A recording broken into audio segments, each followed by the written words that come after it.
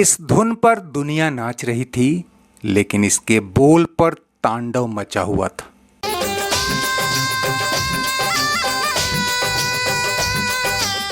ये वो गाना था जिसने हिंदी सिनेमा के इतिहास में सबसे बड़ा विवाद, सबसे बड़ा विरोध झेला।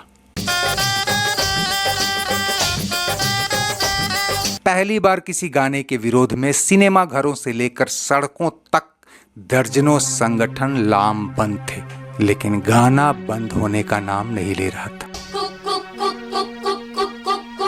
मतलब साफ था, इसे फूहड़ और अश्लील बताने वाले भी इस पर झूम रहे थे, वरना एक हफ्ते के भीतर ही 1 करोड़ कैसेट बिकवा देने वाला गीत तो आज तक पैदा ही नहीं हुआ था। चोली के पीछे क्या है, चोली के पीछे। रेडियो और टीवी पर यह गाना बैन कर दिया गया और अदालतों में बहस छिड़ गई थी। किसी ने वल्गर कहा तो किसी ने नीचता की हद। और इन तमाम विरोधों के निशाने पर सबसे ज्यादा वो गीतकार था जिसकी कलम से ऐसा गाना भी निकल सकता है, किसी ने सोचा ही नहीं था। मेरे महबूब कयामत होगी। वो गीतकार जिसने रोमांस को साहित्यिक शेरो शायरी से निकालकर आम आदमी के हाथ का खिलौना बना दिया था। खिलौना जान कर तुम तो मेरा, तुम आ गए हो, नूर आ गया। जिसके रोमांटिक गीतों पर नाचते गाते गुनगुनाते राजेश खन्ना सिल्वर स्क्रीन के पहले सुपरस्टार बन गए। मेरे सपनों की रानी कब आएगी तू, तेरे रेशमी जुल्फें, ये शरबती, ये शाम मस्तानी मदहोश, रंगीले कैसा जादू किया। जिसके शब्दों की जादूगरी ने अमिताभ बच्चन के सुपरस्टारडम में भी 4 चांद लगाया। My name is Anthony Gonsalves.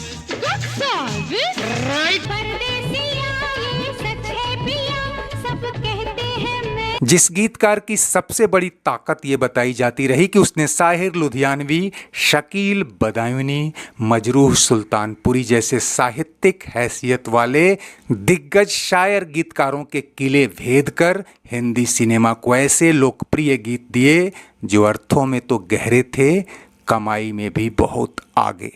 ऐसे में सवाल फिल्म क्रिटिक्स के कॉलम से लेकर बुद्धिजीवियों की बैठकों तक कौंध रहा था कि इतना महान गीतकार इतने छिछले स्तर तक कैसे आ गया।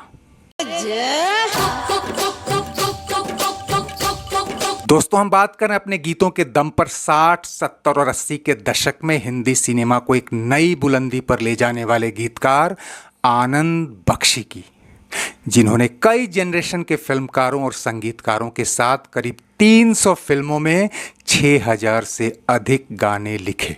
वो हिंदी सिनेमा के इतिहास में सबसे ज्यादा 41 बार फिल्म फेयर के लिए नॉमिनेट हुए और इन गानों के लिए जीता भी।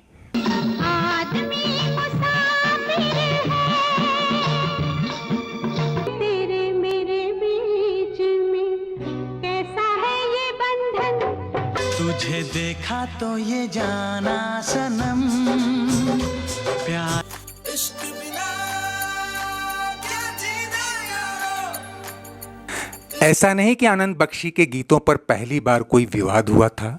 विरोध तो साल 1971 में आए इस गीत पर भी इतना हुआ कि इसे रेडियो टीवी पर बैन करना पड़ा।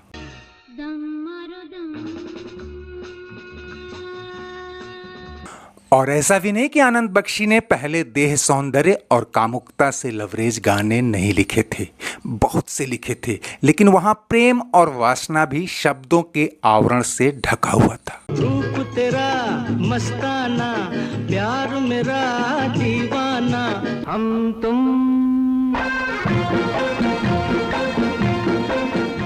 लेकिन यहाँ पहली बार उनकी कलम ने काया और कल्पना के बीच का वो झीना पर्दा भी हटा दिया था और सीधे कामुकता और बॉडी को एड्रेस करता इतना खुल्लम खुल्ला गीत लिखा। चुनरी के नीचे क्या है, चुनरी के नीचे हर तरफ से आवाज़ उठी कि ये तो अश्लील है, दोअर्थी है, क्या पैसा कमाने के लिए इतना गिर जाओगे।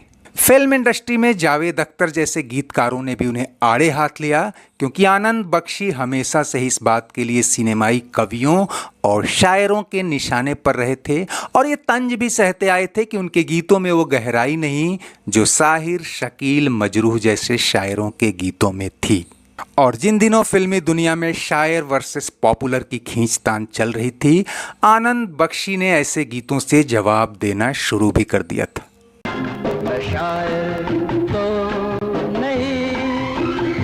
बेशक वो शायर नहीं थे, लेकिन उनके गीतों की पॉपुलैरिटी और डिमांड तो बड़े बड़े शायरों को पीछे छोड़ रही थी। और यही पॉपुलैरिटी 90 का दशक आते आते उनके सामने नए जॉनर और नई जनरेशन की डिमांड पूरा कराने पर तुली, तो शायद उनके सामने कोई चारा नहीं था। चुम्मा चुम्मा दे दे।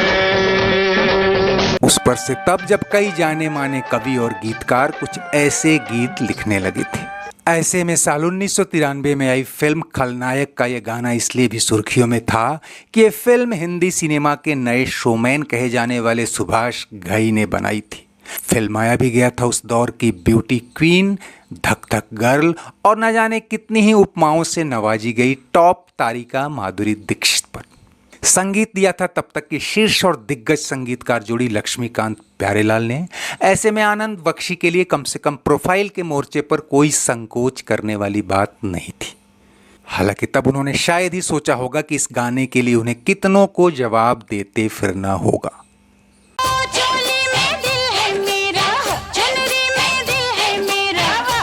और इसमें कोई शक नहीं कि गाना दोअर्थी हो या न हो, इसे लिखने, रचने और फिल्माने वालों के जहन में एक ड्यूअल गेम प्लान जरूर चल रहा था। लेकिन विरोध की सबसे ज़्यादा उंगलियां जब आनंद बख्शी पर उठीं, तो उनके पास इसे जस्टिफाई करने के कोई और रास्ता नहीं था। तब कई इंटरव्यूज में बख्शी ने इस बात से इनकार किया कि ये गाना अश्लील या गंदा है। उन्होंने कहा कि ये गाना एक राजस्थानी लोकगीत को ही तराश कर लिखा गया है और इसमें वही लोक परंपरा और लोक रंग है जिसमें गांव देहात में शादी ब्याह के मौके पर स्त्रियां गाती नाचती हैं। बख्शी ने इस गीत की भाषा और शब्दों का बचाव करते हुए कहा कि चोली में दिल है, ठीक वैसे ही जैसे आपके शर्ट में दिल है, और ये दिल अपने यार को देने की बात की जा रही है। बस इससे ज़्यादा सोचने की ज़रूरत नहीं है। आप सोचते हैं तो आप जाने, मेरी गलती नहीं है।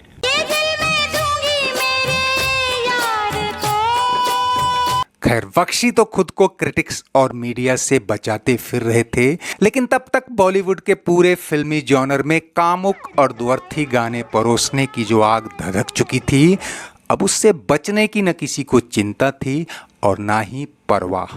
साल 1995 में इन गानों के लिए भी आनंद बख्शी की खूब आलोचना हुई थी।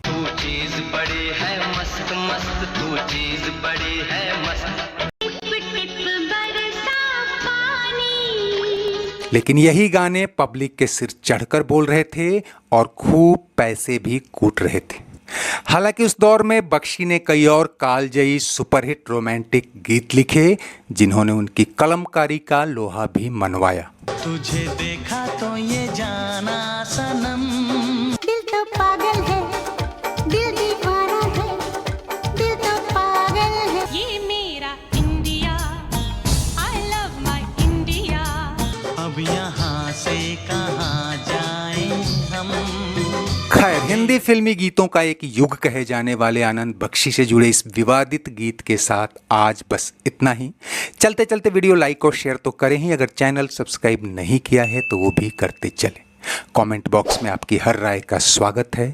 शुक्रिया, नमस्ते, आभार।